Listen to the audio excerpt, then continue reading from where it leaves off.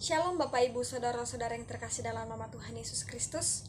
Pada saat ini kita akan mendengarkan firman Tuhan. Dan sebelumnya mari kita bersatu dalam doa. Terima kasih Tuhan buat cinta kasih-Mu dalam kehidupan kami, di mana Engkau telah menolong menyertai kami.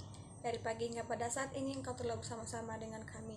Itu bukan karena kuatan hebat kami, melainkan hanya belas kasih-Mu kepada kami semua. Tiada belas dari kami selain memuji dan memuliakan nama-Mu. Bapa, sebentar lagi kami akan mendengarkan firman-Mu. Engkau urapi kami, terlebih-lebih hamba-Mu yang akan menyampaikan firman-Mu. Engkau pakai hamba-Mu, supaya hamba-Mu bisa berkata-kata sesuai dengan kehendak-Mu di atas kerajaan sorga. Mengenai kehidupan kami serahkan di dalam tangan kasih-Mu. Hanya di dalam nama Yesus kami telah berdoa dan mengucap syukur. Haleluya, amin. Baik, langsung saja kita buka Alkitab kita yang terdapat dalam 1 Petrus 5 ayat 1 sampai ayat yang ke-11.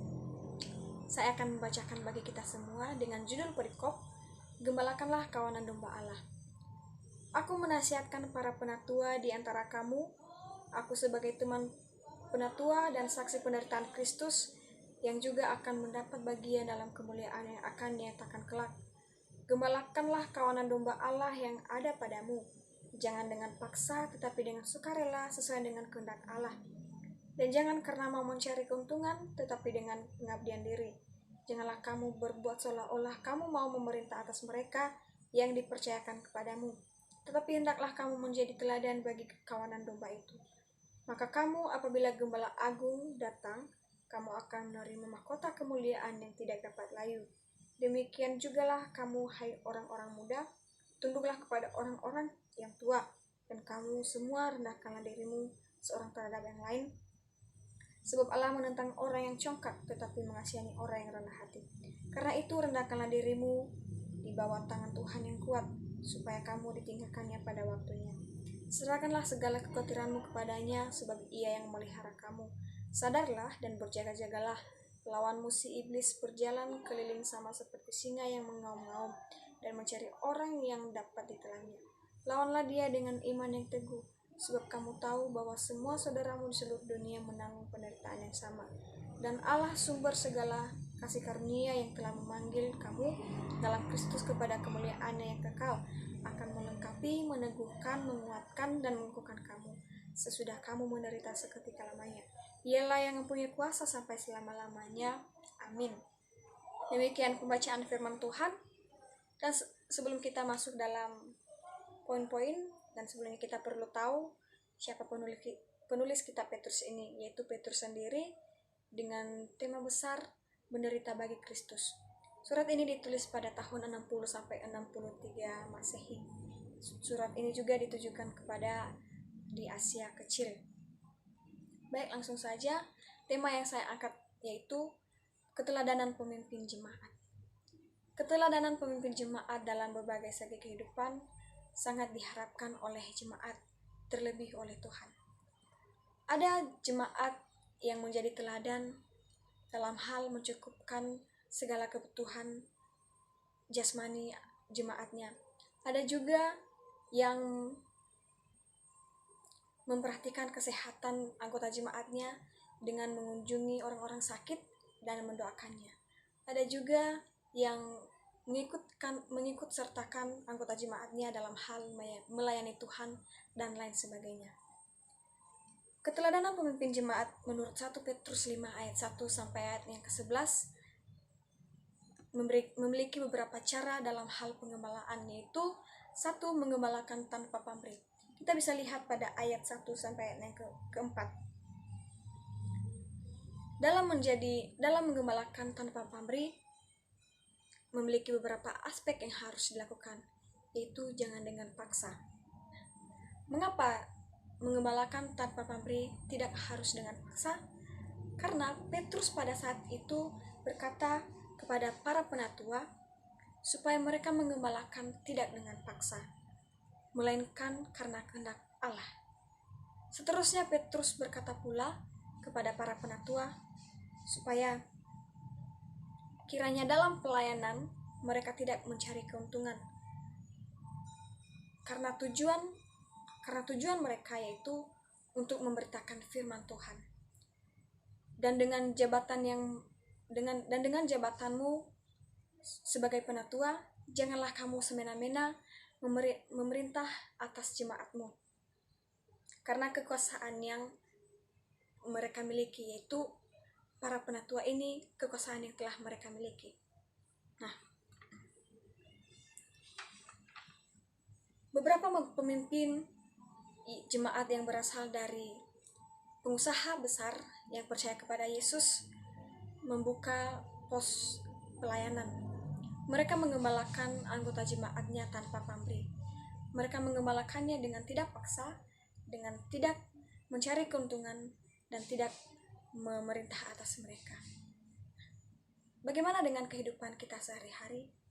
Biarlah kita, jikalau kita menjadi seorang pemimpin, marilah kita mengembalakan anggota kita dengan pamrih dan tidak memaksa, tidak mencari keuntungan, dan tidak memerintah atas mereka. Nah, poin yang kedua yaitu mengembalakan orang muda. Kita bisa lihat pada ayatnya yang ke-5 sampai ayat yang ke-6. Mengapa kita harus mengembalakan orang-orang muda? Nah, karena Petrus berkata pada para orang tua pada saat di Asia kecil, kiranya mereka mendidik anak-anaknya ke jalan yang benar. Karena pada saat itu banyak nabi-nabi palsu yang bisa menyerumuskan mereka ke hal-hal yang tidak baik. Petrus juga berkata kepada orang tua, didiklah mereka supaya mereka tunduk kepadamu. Dan dengan mereka mendidik anak-anaknya, maka orang-orang muda ini akan ditinggikan oleh Tuhan. Nah, begitu juga dengan Rasul Paulus pada surat-surat pengembalaannya kepada anak-anak muda, supaya mereka tunduk kepada orang tua, merendahkan diri, dan mereka akan ditinggikan oleh Tuhan. Bagaimana juga dengan kehidupan kita? Jikalau kita memimpin orang-orang muda, kita minta kepada mereka supaya mereka tunduk kepada orang tua, supaya mereka merendahkan diri. Dan setelah mereka tunduk kepada orang tua dan merendahkan diri, maka mereka akan ditinggikan oleh Tuhan. Nah, poin yang ketiga yaitu menyerahkan kekhawatiran kepada Tuhan. Mengapa kita harus menyerahkan kekhawatiran kita kepada Tuhan? Karena pada saat itu, Petrus berkata kepada orang tua dan para penatua, janganlah takut untuk menegur setiap jemaat yang tidak sesuai dengan kehendak Tuhan. Karena Tuhan akan memelihara kamu. Dan setiap perkataan dan teguran yang kamu katakan kepada mereka yang tidak sesuai dengan kehendak itu berasal dari Tuhan. Nah, untuk itu Petrus berkata lagi kepada para penatua dan para orang tua yang ada di Asia kecil, supaya yaitu janganlah takut dan lawanlah iblis, karena Tuhan akan selalu bersama-sama dengan kamu. Itulah nasihat Petrus kepada para penatua dan kepada orang tua di Asia kecil.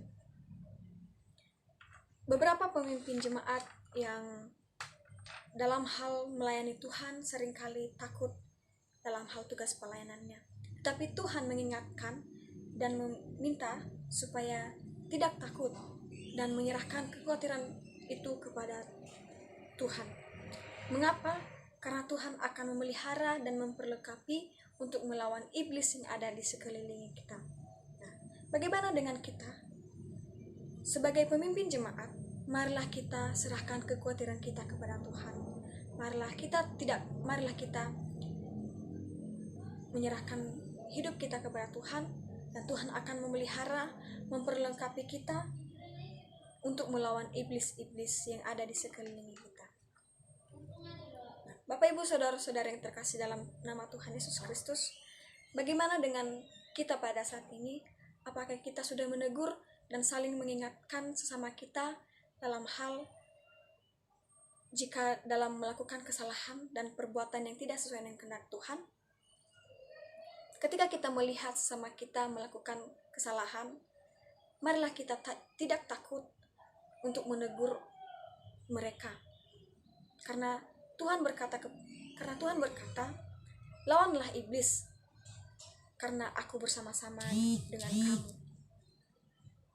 Nah, setelah kita mendengarkan firman Tuhan ini, biarlah kita seorang pemimpin jemaat menjadi teladan dengan menggembalakan tanpa pamrih, menggembalakan orang-orang muda dan menyerahkan kekhawatiran kepada Tuhan. Kiranya firman Tuhan yang saya sampaikan pada saat ini menjadi berkat bagi kehidupan kita. Demikianlah firman Tuhan. Mari kita bersatu dalam doa. Terima kasih Tuhan buat firman-Mu yang telah kami dengarkan pada saat ini. Kiranya firman-Mu bisa menjadi rema sulu terang dalam kehidupan kami. Terima kasih Tuhan, terima kasih Yesus. Kehidupan kami serahkan di dalam tangan kasih-Mu. Hanya di dalam nama Yesus kami berdoa dan mengucap syukur. Haleluya.